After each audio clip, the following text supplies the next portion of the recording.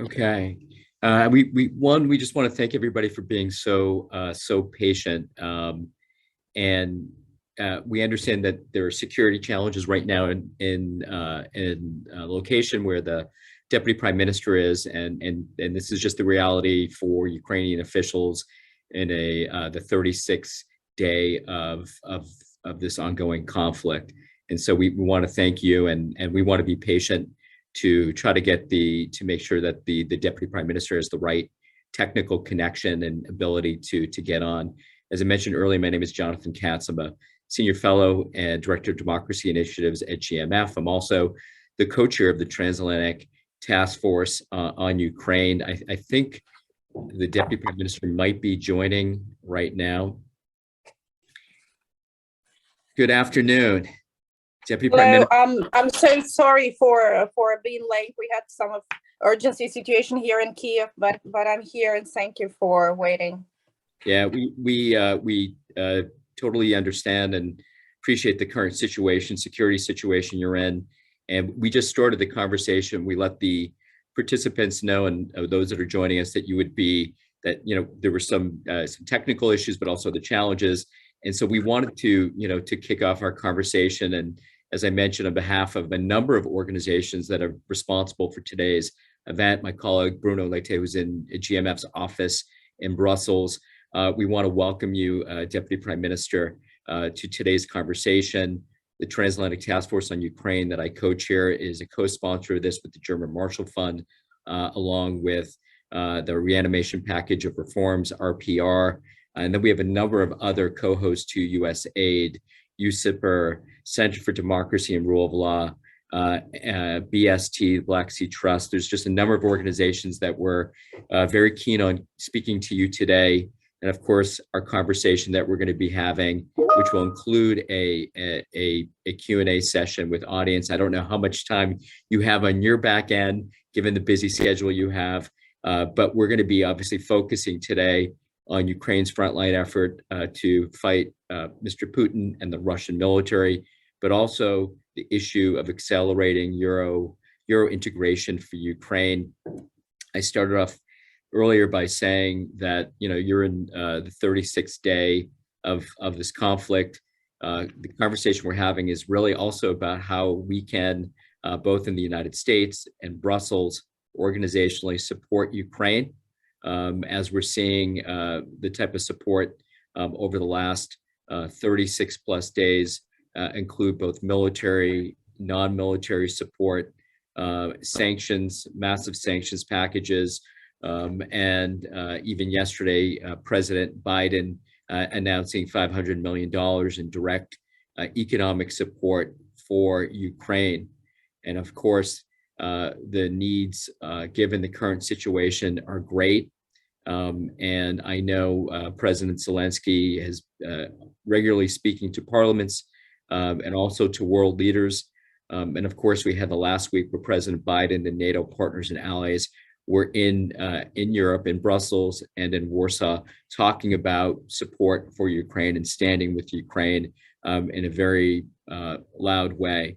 But with that said, we're also hearing from the Ukrainian side the need for more support, military support, certain different types of military support, from defense and air systems that would provide the type of support needed to protect Ukrainian cities that are besieged, the humanitarian support that's needed when you have millions that are displaced internally and externally, and then the economic support that's needed. So we know, hearing directly from Ukrainians, yesterday we had a delegation of Ukrainian parliamentarians in Washington speaking to US Congress, speaking to the Biden administration about these very needs. But I know that your effort, the diplomatic effort as well, is far greater than what we see on the surface, and there are great needs. So what I wanted to do, and hopefully I haven't missed any of the key partners that have worked with us today, is Deputy Prime Minister, I'm going to turn it over to Bruno Leite. I'm not going to go through your full bio because I think we have shortened time, Ola. But just as a way of introduction, Ola Stefanishina is the Deputy Prime Minister of Ukraine for European and Euro-Atlantic integration. You've served in a number of leadership roles, both as a parliamentarian, working also in key positions within the Ukrainian government, leadership roles. And you're somebody who, over the last several weeks and months has always been an advocate, not only for Ukraine's security and independence, but also its integration with Europe.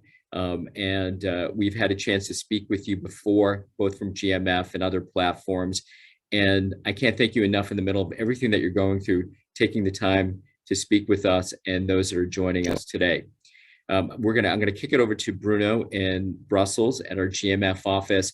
And we want you to know, of course, the conversations that you're having with leaders in Brussels and in Europe are critically important. And we hear the messaging, and we want to hear more from you today about these priorities and about looking a little bit into the things that Ukraine needs now versus later. So Bruno, can I hand it over to you for opening your quick observation, then an opening question?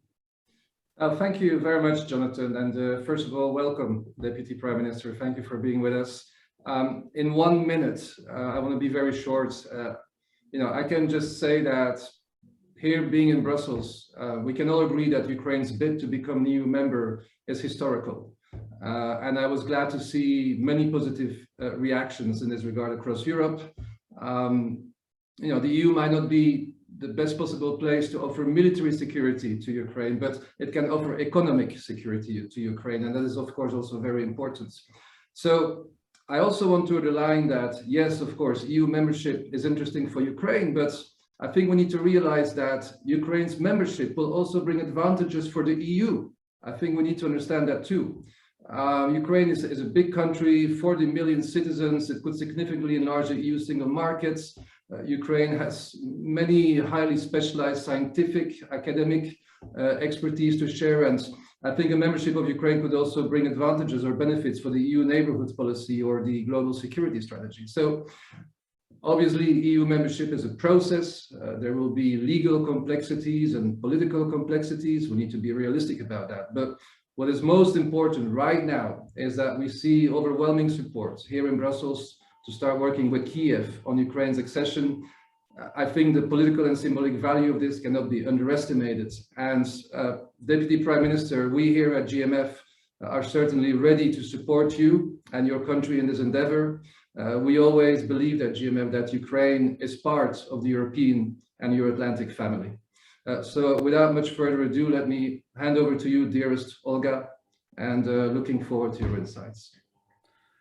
Thank you, Bruno. Thank you, colleagues. Indeed, it's a great pleasure for me to have physically have this opportunity to have this meeting with you today, like in a good old times. Unfortunately, nothing is the same anymore. Indeed, I would just start by, I guess, a smaller briefing on the situation up to date in Ukraine and basically the state of play. I think it's really essential before we will go forward with the other elements of the discussion. But I also want to thank GMF for the long-lasting advocacy for democratic values and thus supporting these transformations of Ukraine and basically being a strong advocate of this positive shifts which has been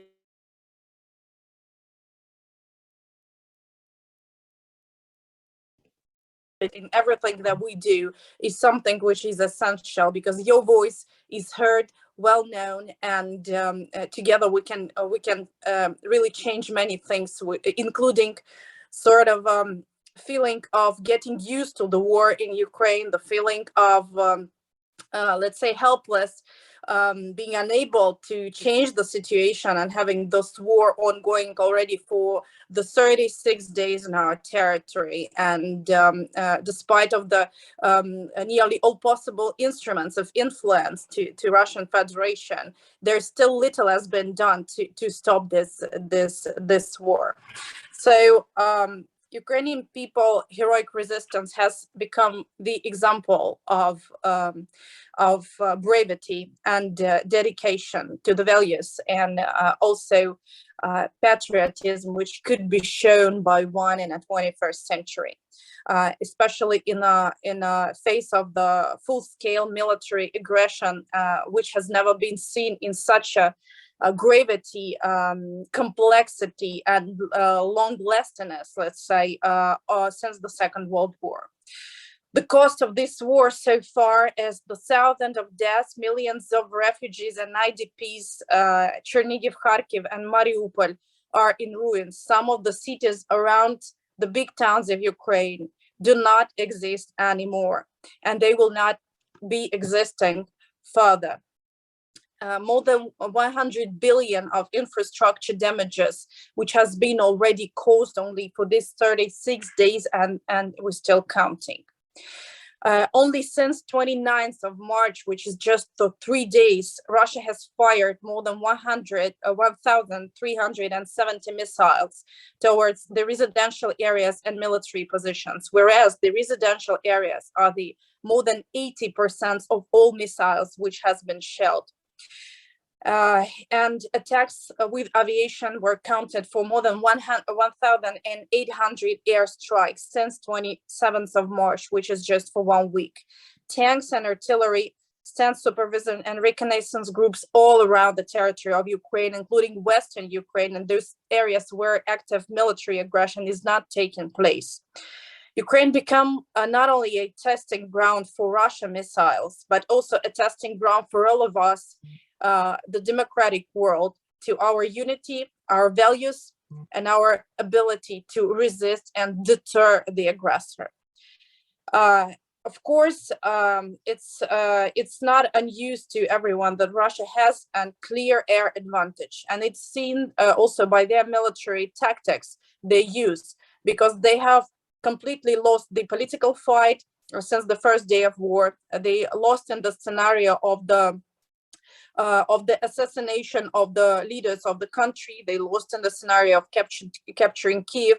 They have totally lost all the elements of their planning related to the land forces and land attacks. So they have faced a full loss in fighting with our army. So since the 10th days of war, approximately, the strategy has been significantly changed for air attacks and attacks to the civilian population. So we cannot really call it a war. This is a terror and basically a genocide targeted to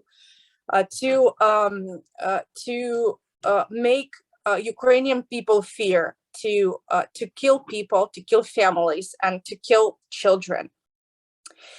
That's why Ukraine has been advocating for the no-fly zone, whether introduced by North Atlantic Treaty Organization either or by the UN, which could be also done. And we are pretty sure that this decision is potentially possible to be reached. But every day where this decision is delayed, the gravity of this war is growing harder. And particularly just 1 day after the end of the negotiations in Istanbul and the statement of the Russian side that they're going to withdraw troops from Kiev and Chernihiv, just an hour ago, a bomb has fell down just in the center of Kiev, which has not been the case since the beginning of this war. So this is how things are looking like in a field. And basically, any day of delay of this decision on a no-fly zone and protecting our airspace and providing us at least the necessary amount of air defense missiles cost the enormous amount of the lives of civilian people all around Ukraine, which are not the government officials. They are not armed forces. They have nothing to do with any politics. They are just like humans. Ukraine needs, again, more support defending our sky, as I was mentioning. We count on partner assistance with air defense system and fighter jets. Every day of hesitation is taking lives of people, and this should be clear to everybody. And if there is still hesitation on whether taking this decision or not, this is not the time. And the gravity of this war in the center of Europe is not the situation when one should hesitate on the decision, having in fact basically the same narrative that were taking place in various, let's say, NATO capitals even before the war started. When we were talking about the Euro-Atlantic aspirations of Ukraine, we heard that this decision will not be taken because capitals do not want to irritate Russia. When we were just starting the discussion on the military support to Ukraine before the war started, we also heard this argument. Then the war started, and still when we're asking to close the sky and to protect our nation and people, we see and hear the same argument. And I think that this is not the sign of brevity. This is not the sign of leadership and commitment. So I call on broader and wider advocacy for this as a humanitarian necessity. Indeed, there is like another field, another battlefield, which is the sea. Russian warships shell the coastline. Ukraine coast of the Azov Sea now is temporarily blocked by Russian Federation and is under their control. In a Black Sea, floating Russian mines seized by Russian in Crimea, still in starting from 2014 and released in 2021, pose the gravest security threat to all vessels, not only within the area of territorial waters of Ukraine, but also around all the Black Sea. And these already the consequences of the Europe and the Black Sea region and other regions would face even if the war is over. This will be the long-lasting consequences related to the demining and security of the seas. While our cities in the Black Sea and my favorite Odessa, when I'm coming from, show the bravery and the strong resistance and acting with the unconventional, unprecedented defense measures, which already causes a massive declining of the Russian Navy forces to go on the attack to Ukraine, to Odessa or other parts of the Black Sea, of the south of Ukraine, partially because of the gravity of our resistance and defense, but also taking into account that most of the Navy, which has targeted, Russian Navy targeted to Ukraine and Odessa. These are the former Ukrainian Navy officers who has abandoned their oath to Ukraine in 2014 and stayed in Crimea and obeyed to Russian Federation. So this is like the effect of boomerang, let's say, and that's really sad.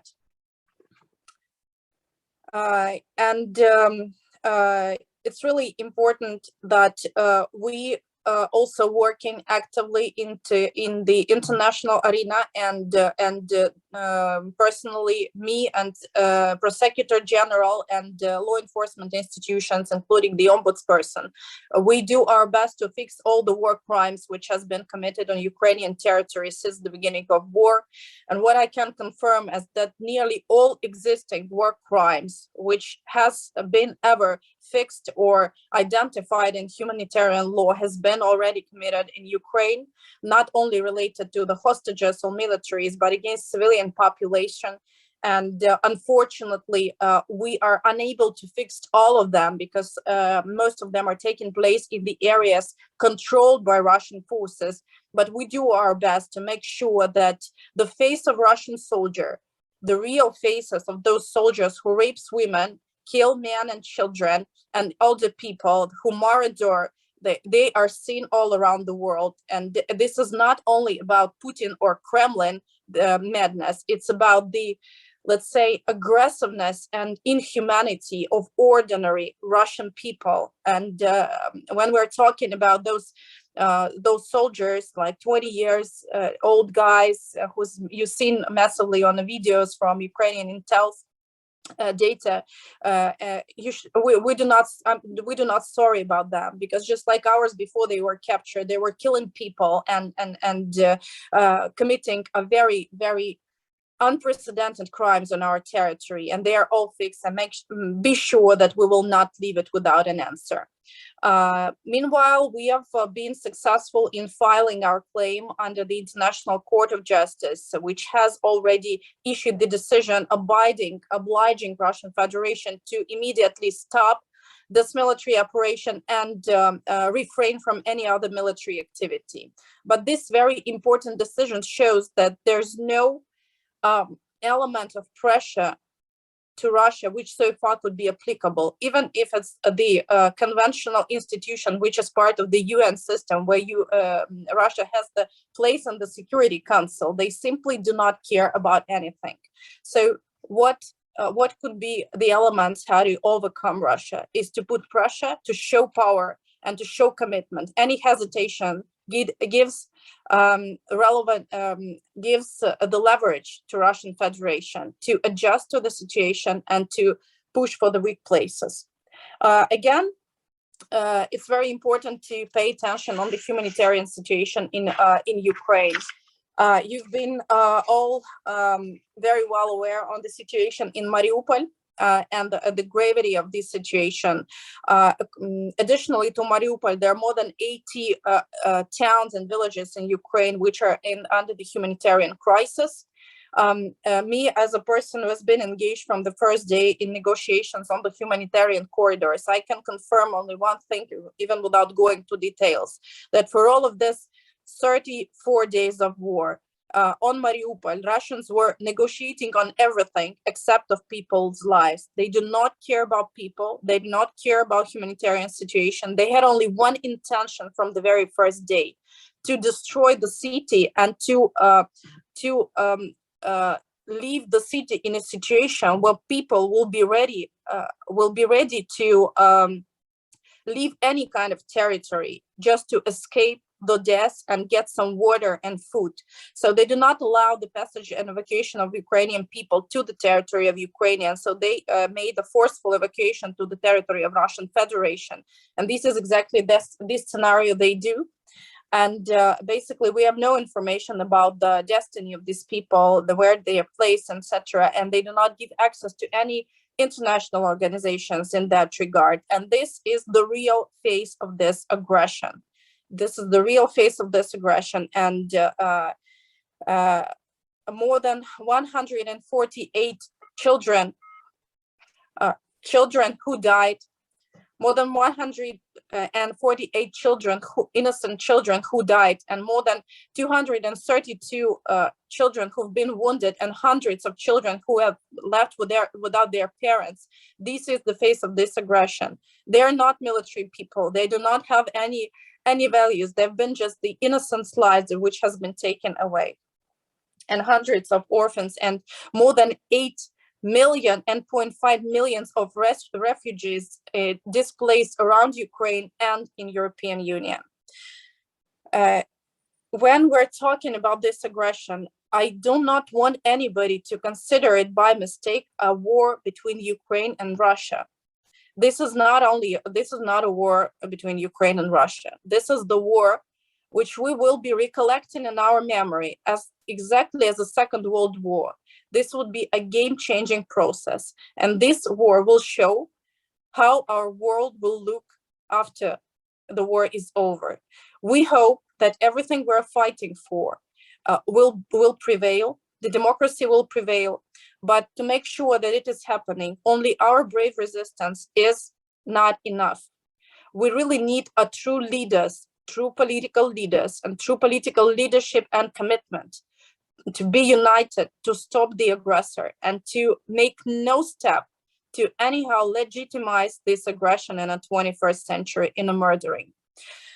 When it comes to the bilateral negotiation, this is exactly the baseline of these negotiations. We're not going to step out of any discussions related to the putting under the question the territorial integrity and sovereignty of my country.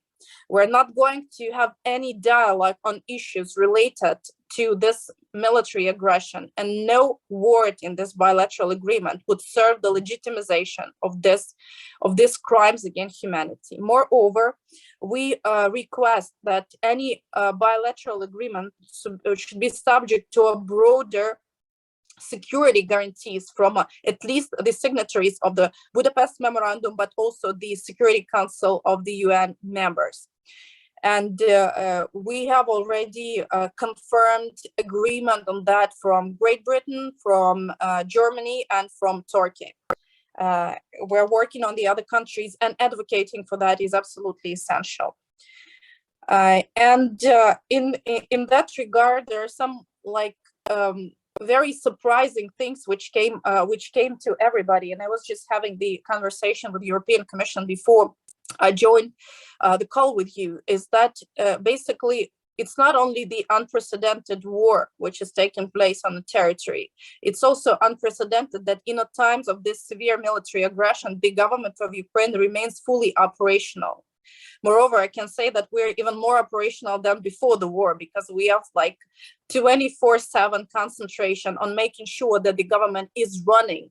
And this is really an unprecedented thing. So we are fully, we're running the fully stable financial sector. We ensure all the necessary social and medical payments. We're ensuring all the necessary provision of the humanitarian assistance and coordinating this process with international partners. And this is really a fascinating thing, which makes me admire not only like with us as a government, but also with the whole nation. How can we resist and be fully operational in that regard? Particularly having this understanding, we have made the decision to file the application to join the European Union. And this is part of the discussion. And of course, it's not only about our aspiration. I think that the background of this decision and the joint efforts we did in terms of integration to European Union in previous years is enormous. And this background gives us the understanding that we comply with the Copenhagen criteria. And from the political point of view, in terms of the standing for democratic values and adherence to that, I think with each and every hour of the last 36 days, we have been showing this dedication, which is unquestionable at all. The decision which has been taken in Versailles by European leaders is very important for us. So we've started the official process now of joining the European Union through all the procedures, which could be shortened based on the good background of our relations that we had before. But the decision of the Versailles Summit has shown that the European leaders, the leaders of European Union, believe that Ukraine will overcome and that together we will win this war. And after that, Ukraine will become part of the family of the European Union, although we already part of the political European family, and it's really important for us. And the background of this decision is also supported by Ukrainian people, whereas more than 86% of Ukrainian people support EU membership. And now I'm leading this process on the government side, and we are hoping that within the upcoming months, until the end of the April, European Commission will release the opinion subject to Ukraine compliance with the Copenhagen criteria. So I call on all of the think tanks to advocate in different capitals so that the European leaders to take the unprecedented steps, political steps, to give this positive signs to Ukraine and to show that you will stand with us until the very end and until we will be able to become a formal part of the EU family. Colleagues, I have so many things to talk to you about, but I'm sure you also have a lot of questions to ask. So I would stop here and hope for this discussion. Yeah, thank you. Deputy Prime Minister, thank you so much, and I think that there are many that share your words about this fight being not only the fight for about Ukraine or Ukrainians, but also for the West and also for democracy. And I think we share that. And I think when President Biden was speaking in Warsaw, I think he was speaking directly to this issue, but also was very clear about who Mr. Putin is and the activities that are taking place, human rights violations, war crimes, and really unspeakable. And so that leads to the point of, not waiting to provide support, but doing it now and as soon as possible, rather than waiting. But there's certainly, that is heard, and sharing that message is critically important. And laying out the needs that you laid out in terms of military and defense support is the same messaging that we heard from your counterparts in Washington yesterday. I think they're being shared in Brussels and capitals as well. One thing I wanted to, to make certain is, and I thank you for some clarity. Unfortunately, I think some disinformation or misinformation about Russian intentions or efforts to claim that they're withdrawing or moving away from attacks on Kiev or other parts of Ukraine. I'm glad that you spoke to that issue, and I wanted to talk to you about efforts to counter that disinformation. President Zelensky has been pretty outspoken to say, hey, no, there is no let up. And it's obviously what you said about the bomb in Kiev, it backs that up as well, and what we're seeing across Ukraine. So I just wanted to talk to you about that particular issue, about what you're seeing.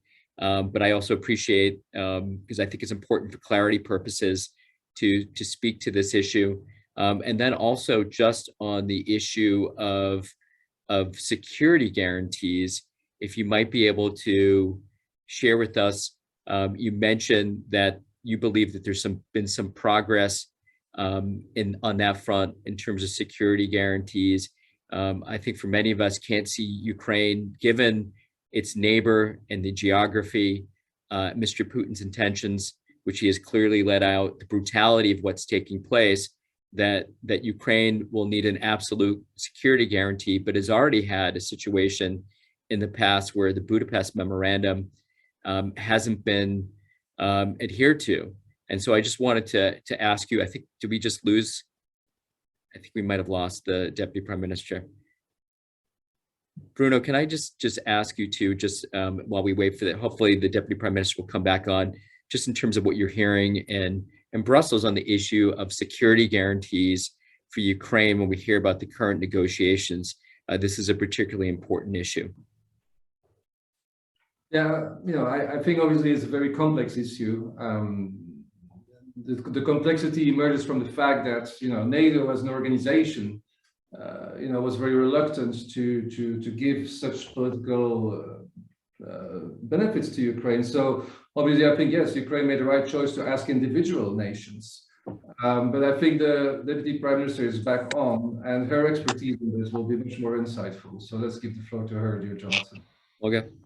Good to see you back again. I was just talking about a couple of these things. One, the efforts to combat disinformation, and because I think it's particularly important, Western press and others picked up very quickly and said, "Oh, things are moving, and Russia's moving out." And this has an impact on how policymakers externally are viewing what's taking place. Sort of efforts to combat disinformation, and then you gave us a glimpse into this issue of security guarantees, and I was saying, you gave a glimpse that there's been maybe some progress, you think, with partners, but I also really wanted to try to get a sense of what those security guarantees might look like, if you can, and you might not be able to fully speak to those, but I think a lot of us who are trying to think through this, that are talking to officials in the United States or elsewhere and others about this issue, want to get a sense of what that might look like, but also with the understanding that I understand there's a big dose of skepticism in Ukraine given Budapest agreement. And so we were going to ask you a little bit just want to ask you about those security guarantees and what that might look like. And then also just countering disinformation and being clear about what's taking place on the ground in Ukraine. And by the way, your embassies and officials have done an excellent job within the Ukrainian government to dispel these myths, but we have you on, and I want to ask you about those efforts. Yeah, indeed. It's relatively easy because the security guarantees we have put on the table in Istanbul 2 days ago, they basically equal to the format of reacting under Article 5 of the NATO treaty. So, and they provide for the immediate 3-day consultations following any act of military aggression taking place towards Ukraine, or threat to this military aggression, and military engagement in Ukrainian territory of those guarantors to protect our land. Unfortunately, this document would have to include Russian Federation, but by the moment we're having the discussion on that, we already have a sad experience of having Russia in the Security Council of the UN, and how they are safeguarded in a pretty well way. So we're not going to repeat these mistakes, and we are very explicit in our texting, which has been counter-presented in Istanbul. And I think that this was basically one of the most important elements, that we were not negotiating within the framework provided by Russian Federation, because this is not a win-win strategy anyway. So we have submitted our counter proposal on the peaceful agreement, which the initial element of which is the security guarantees. We have been contacting to our international partners, first of all, the signatories of the Budapest Memorandum and UN Security Council members, and there's like a potentially positive decision to get engaged into this guarantees.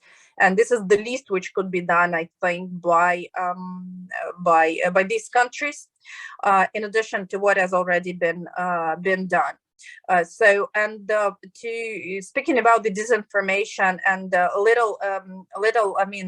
messages of hope, which has been recently brought by Russian Federation.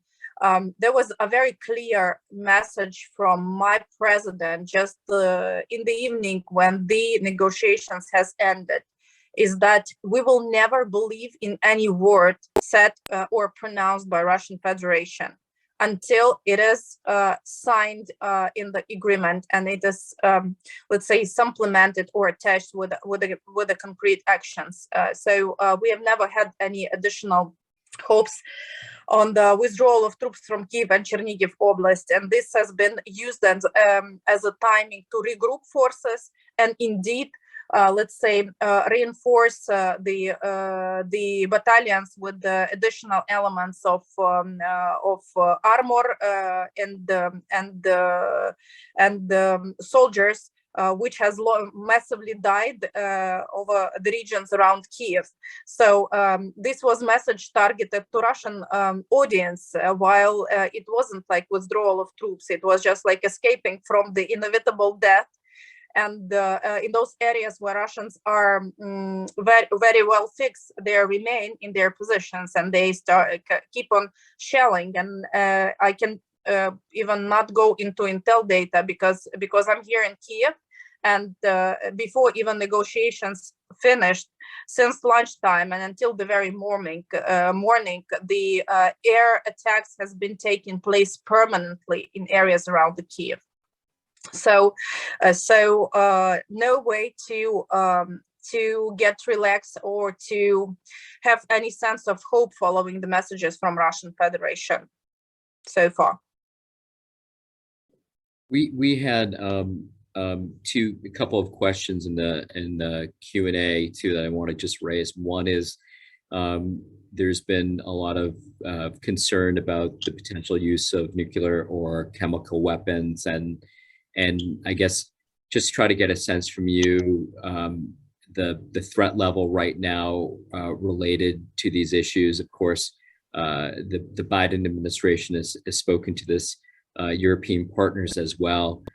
Maybe just to speak to that issue and worst case scenario, because it based on sort of the strategy that you have been seeing in the ability for the Ukrainian military to push back even without the full scope of all the weapons needed, that concerns about indiscriminate bombing that you talked about as well against civilians that we've seen, really the horrors of that. How concerned are you guys about that potential, and obviously the worst case, these worst case scenarios, which already build on worst case scenarios of what's happening in place.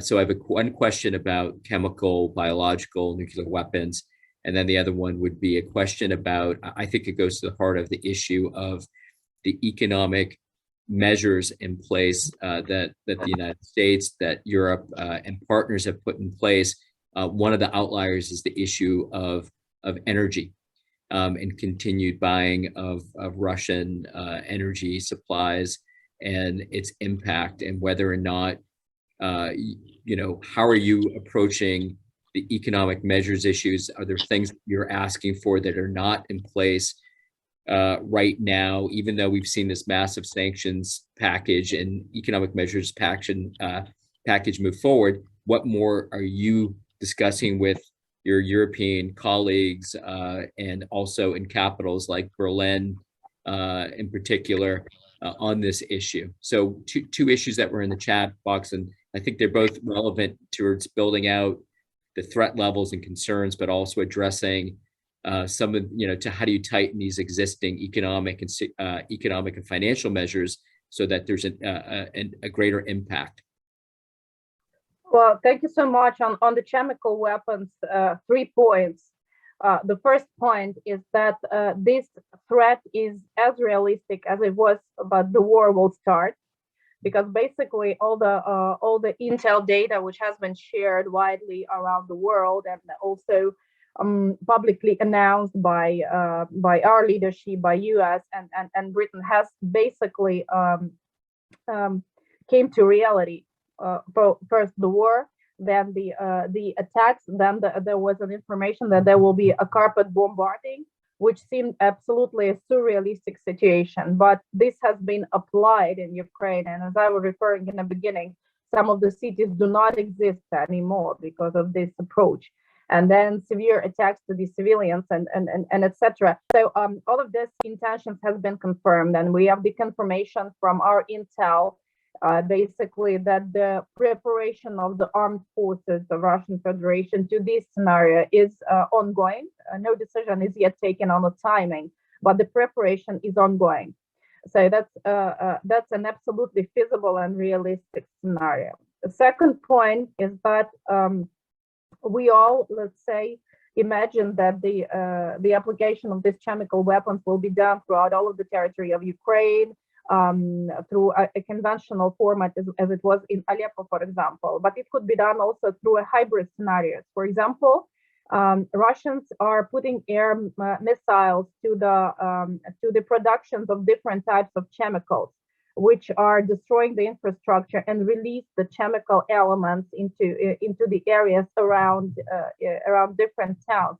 These are also the chemical attacks, and you cannot basically do anything with that because people are getting poisoned with the chemicals which are released following the air attacks. This is already basically happening. This has happened in Sumy, and if I'm not mistaken, in Chernigivska Oblast. So this is something which is happening.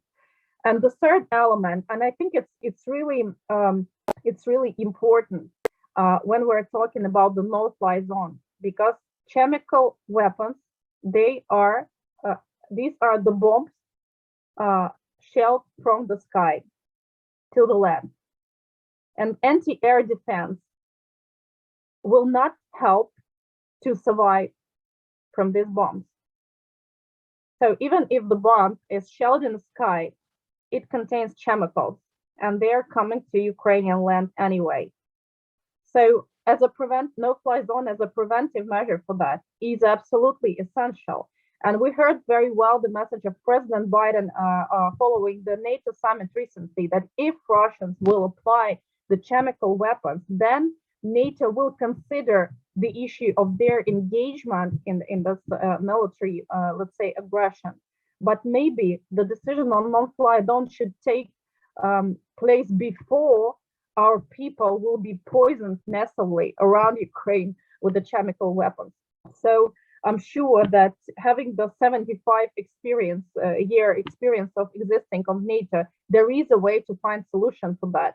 While Ukraine now holds the European basically sky and gives this time for European leaders and transatlantic leaders to consider the best case scenario. So, and on gas and energy resources, indeed, we are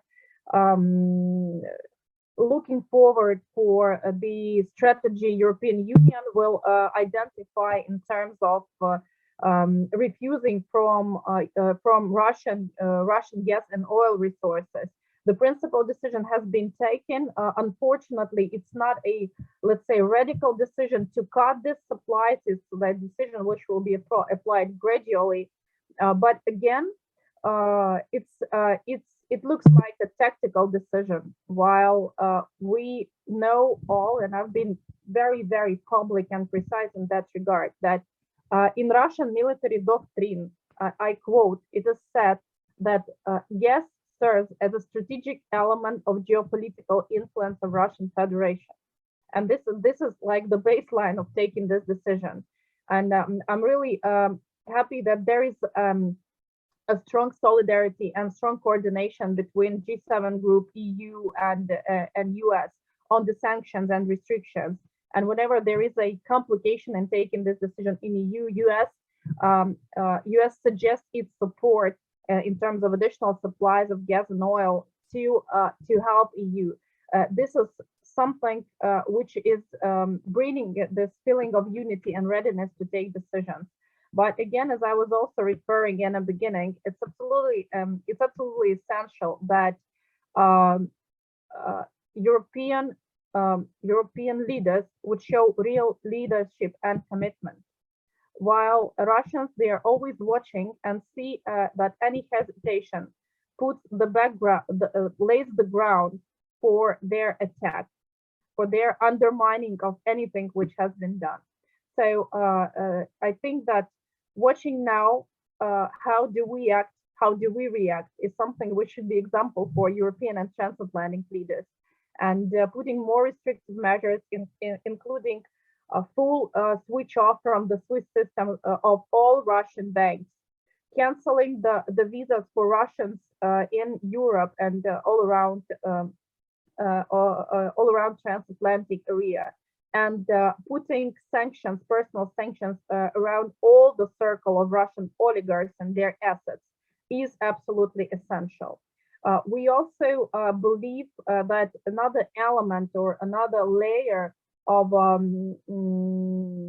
putting additional pressure to Russian Federation and its leadership is a broader engagement of Africa and Asia, because we should not bear the illusion that the restrictive measures, which are really, really serious, cause significant damage to Russian Federation, but still they just give them the space to reorient their markets to Asia and to a big part of the world, which is Asia and South Africa and Africa.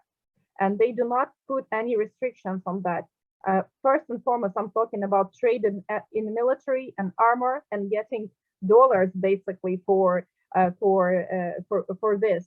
So I know that this is a very complicated issue, but if we're talking about anti-war coalition and real intentions to stop this war, we should really think of a broader engagement of such players as Asia and China, of course, and Africa, and basically putting sort of a, let's say, it said secondary sanctions, for example, by USA, which would allow to put some more, pressure or influence to the decisions taken by the Asian leadership, a part of those who are already supporting these restrictions, like South Korea and Japan. And I think this is the element where still a lot of work to be done. But if we're talking about the real leadership and engagement, this is the area I see the biggest perspective in. Thank you. And thank you for sort of laying out on the sanctions and economic measures and sort of some suggestions, I think that are being shared right now with partners. And so important when you talk about the about sanctions, which is enforcement. China is particularly has been, and a concern, frankly, in Washington about as a sanction go around. And I know that there are conversations being had, including in EU-China related conversations that I'm sure will be touching on these issues. Can I ask you just, your portfolio covers both EU and then also integration. NATO is an issue. I know that has been long on your agenda and that of the government. And I just want to ask you about your approach to NATO and how you see Ukraine's future with NATO, and we have a NATO summit coming up that there's obviously many meetings, and of course, President Zelensky and other Ukrainian officials are deeply engaged. And I think that this is an important question too. And so we wanted to just ask you how that approach looks right now, given where the government is right now and Ukraine is.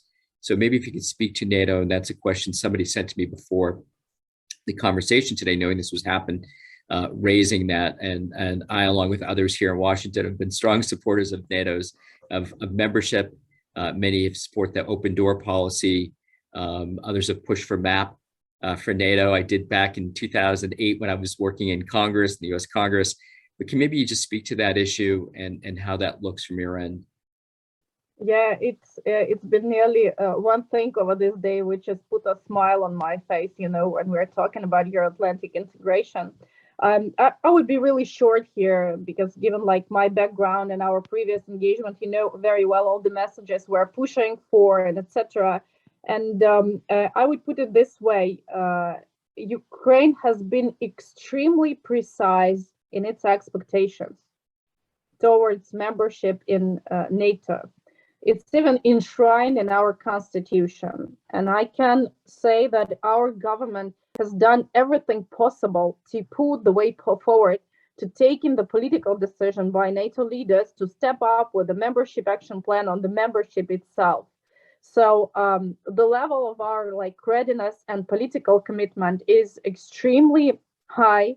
And this has been the top issue my president has been advocating for the last 2 years in this position. And I can confirm it personally because I've been engaging with him all the time, and he's been deeply in all of the issues. So the level of Ukraine's preciseness and willingness to find this solution in that regard has been very clear. We have been releasing the public and non-public positions in that regard.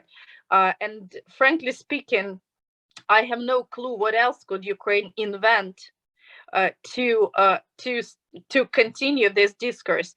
I think nothing. I think this is the decision which should be taken now by NATO leaders. And some non-papers we were sharing with the NATO headquarters before the war started on our expectations towards Madrid summit, you know, about the threat of Russia, about the membership action plan and joining Ukraine to NATO and reflection it in the strategic concept. They are relevant and they are there. They are like, they have not gone anywhere. So I think it's basically now the time when finally NATO leaders should step up with the decisions. And the decision has been clear that we are not seen as part of this architecture in the nearest future. And this could be changed, but this could not be any more changed by Ukraine. There's nothing that we can do when it comes to the political consensus of NATO leaders, even though many of them are also EU leaders. But still, until there is a discussion on further steps NATO can take in that regard, we need the security guarantees right now, and we're having this discussion as I was referring before. Thank you for answering that. And I know there will be, you know, I know a lot of people would wish we had more time to just focus on the NATO issue itself. I think we have you for 5 more minutes before you have to leave, and we appreciate all the time that you're taking, you know, with us. One of the questions that we received was really about sort of how do you, you know, what is there a strategy in place with respect to war crimes? How does the government look to work and engage through international mechanisms, ICC, UN, to hold accountable Russia for war crimes, Mr. Putin for war crimes? And do you have a strategy that you have laid out that you might be able to share? And I know you spoke a little bit to this process and effort, but maybe elaborate on that if you can, because I think there's a great deal of interest, I think, you know, globally, to see that those who commit these crimes are held accountable. But there's also an international system, ICC, and also UN mechanisms And I'm wondering what you're looking to and the government is looking to carry out this effort. Yes, as I was referring, we have been filing the claim to the ICC against Russian Federation, and this would be the ongoing process. We're also collecting the data and proceeding further the processes within European Court of Human Rights, massively engaging Ukrainian people who've suffered from Russian aggression to file this claim against Russian Federation. Although it's not part of the, let's say it's not part of Council of Europe, we still have 6 months of the transition period, while throughout this period, ECJ, European Court of Human Rights will still be able to release the decisions which will be obligatory to Russian Federation. But even if it's not a member of the Council of Europe, still this decision would confirm the crimes against human rights committed in Ukraine. And we're also planning to ratify the Roma Statute of International Criminal Court. And we are already, our Office of Prosecutor General is preparing to file the claims and collecting the data. But all of these processes, and also part of the reparations, which is the payment which Russia done after the war is over, and the payment which will be targeted to restore our country and restore the damages caused by this Russian aggression. But these all are the long-lasting processes, and we do not even know that whether these will be the final formats we will use to hold Russia accountable for that. So the principal goal right now is to collect all the evidence and fix all the war crimes committed on our territory. So our prosecutors has already registered more than 3,200 cases of aggression and war crimes already committed in the territory of Ukraine, and more than 1,800 crimes against national security have been investigated. These are against official persons of the Russian Federation who has made the orders and inspired commitment of these war crimes. Also, we collect the data on massive violations of human rights for the European Court of Human Rights, and it's done by our ombudsperson. And collection of this data and instrumenting international organizations like the UN Human Rights Council, like different various platforms where it could be applied and used, like International Red Cross organizations for the guarantor of the human rights of the humanitarian law adherence. So is taking place. So for us, the number of principal platforms are already identified, but the principal intention right now is to collect all the evidences and fix the war crimes and inform respective international organizations that this data is at our disposal. Thank you. Thank you for laying that out. And I think it's one of these other topics that we won't have enough time to go into, but the documentation, the stories, what you've laid out as well. And, again, I go back to President Biden's words in Warsaw, and I think expresses what I think many of us feel, and the need to not only to have a severe response now, but holding accountable Russian officials, military, Mr. Putin accountable, is particularly important. And the lack of justice will have ripple effects, as you said, not only this conflict, but this particular issue will have ripple effects if there is no real response. Deputy Prime Minister, we have you for, I think, for one more minute before I know you have to leave. I wanted to just give you the floor for any final thoughts, and thank you. You covered a lot of important issues, from the current military situation to sort of the needs, and then also discussing both the sanctions and economic component, war crimes, accountability. Also highlighted, I think, what will likely be a need for very significant support for Ukraine going forward. Here at GMF, we like to talk about a Marshall Plan for Ukraine, something so significant that would support when there are security guarantees in place, the right ones. And I think we're not close to that moment right now yet, but when we are, to think through what's going to be needed for Ukraine. But I wanted to just give you the final, just the floor for some final thoughts for us.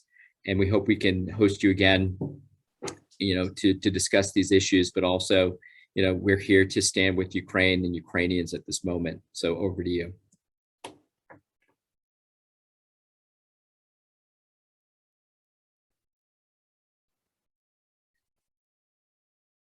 I think your screen is frozen.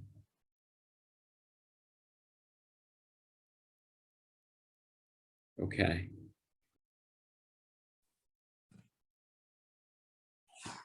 I think maybe we have you back on again. Yes, you have me back. Okay. Thank you. Okay, just as a final remark, I think we've discussed a lot, and I would indeed suggest even a separate event where we can present our U24 plan, the plan of recovery and financial stabilization. And I think that would be very good that if GMF can engage into that. But I think I would close by saying that you and other respective think tanks now are our voices abroad. Please speak for us. Please meet for us, and do as much as you can to spread the information and deliver the truth and advocate for something which is needed. I have this feeling that we are very much on the same page right now, and as we are representing the democratic societies and the societies of those countries where politicians are able to hear and listen and obliged to listen to their people and influential organizations, please advocate for more restrictions, advocate for more military assistance, advocate for no-fly zone, and advocate for anything which might help us to stop this war and restore our great country. Thank you again, and we hear you, and we will continue to do everything we can do, both through the Transatlantic Task Force on Ukraine with our partners that we are working with in Ukraine to make sure that those voices are heard as well, and that addressing the needs that you talked about. And we welcome and are ready to host that conversation on the economic needs long-term. And I think that's going to be particularly important. And we're looking very carefully at the challenges, including the infrastructure damages that we didn't get a chance to talk about, the nuclear facilities. But we also know that you're in the middle of a conflict right now and need all the support you can get. And so on behalf of all of our partners today, we thank you for joining us. And I know that in a very difficult moment, and we stand ready to work with you. And that's our message. Thank you. We wish everybody a good rest of your day, good rest of your morning in the United States, afternoon and evening in Europe. And GMF, RPR, the Transatlantic Task Force on Ukraine, looks forward to our next conversation. Thank you.